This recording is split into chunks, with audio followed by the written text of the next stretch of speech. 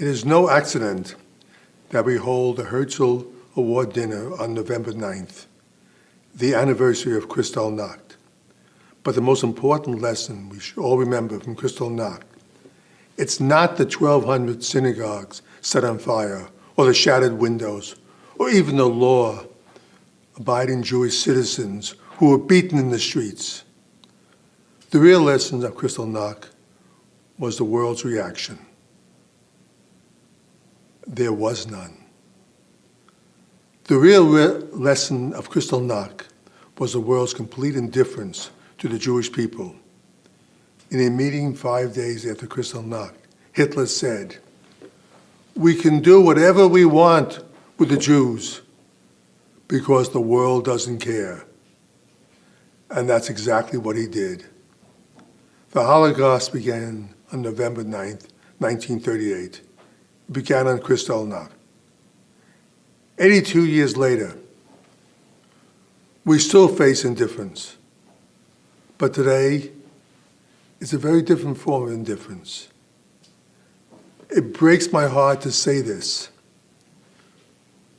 but it is Jewish indifference, indifference towards other Jews, indifference towards Israel, indifference to the growing anti-Semitism from the right and the left, that many Jews pretend is not happening.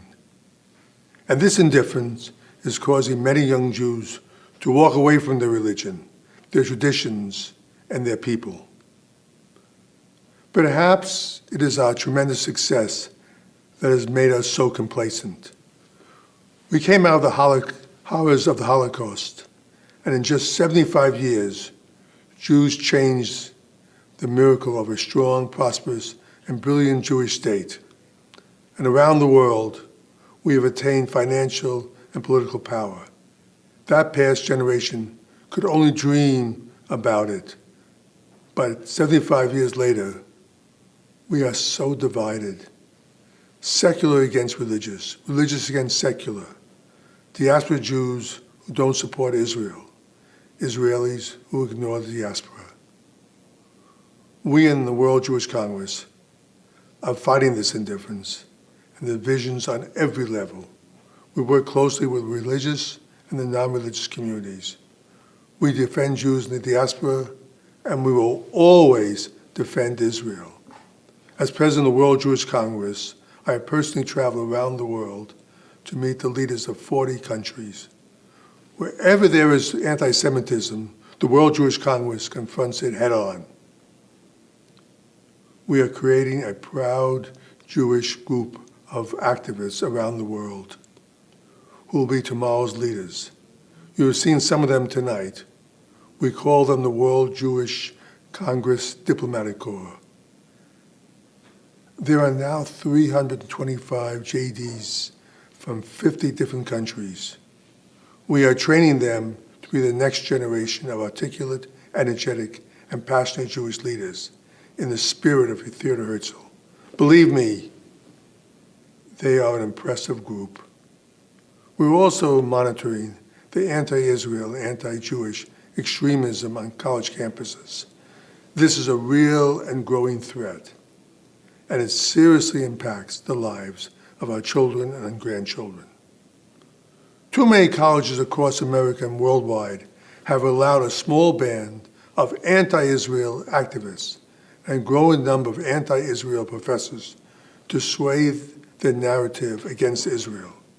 And because too many Jews are indifferent to this and don't see it, universities too often look the other way as well. Let me state this emphatically.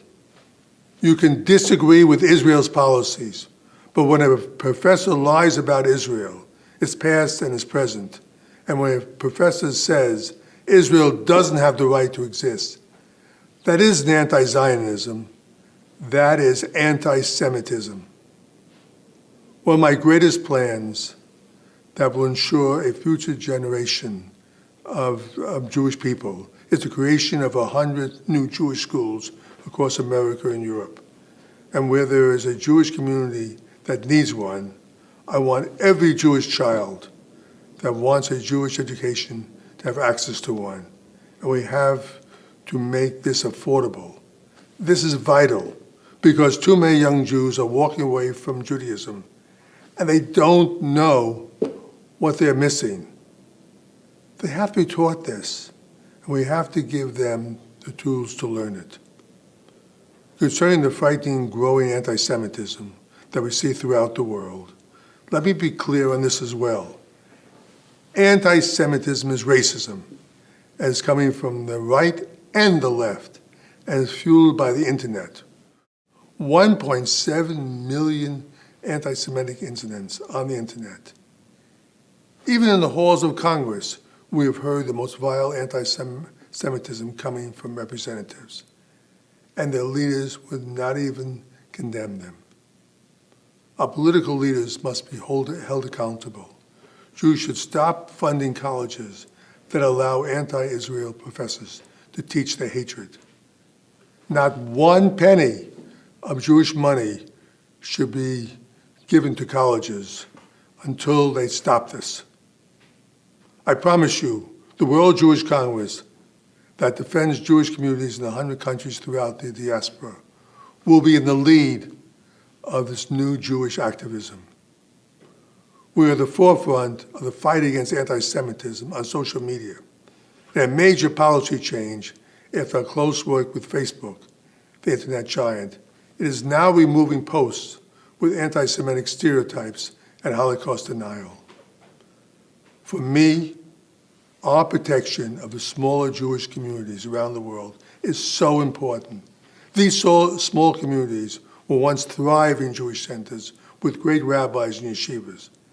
Now they're just a shadow of what they once were.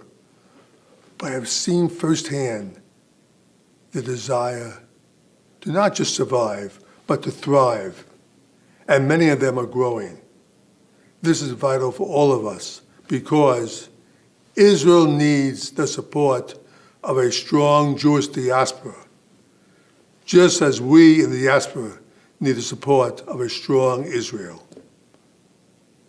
I have a vision for the future of our Jewish people, and I am absolutely confident that we can achieve this. If we come together as one united Jewish family, the World Jewish Congress will devote all of its resources to this. Anywhere there is a Jew that needs our help, we'll be there. This is our mission, and it's been our mission since that group of Jewish leaders came together in Switzerland in 1936. If I have one legacy, this is my aim for as long as God allows me to do this. But I cannot do this alone. Give me your hand. Give me your help. Please join me in this vital work in joining the World Jewish Congress. And if we do this all together, we will not fail. Thank you. Toda Rabah.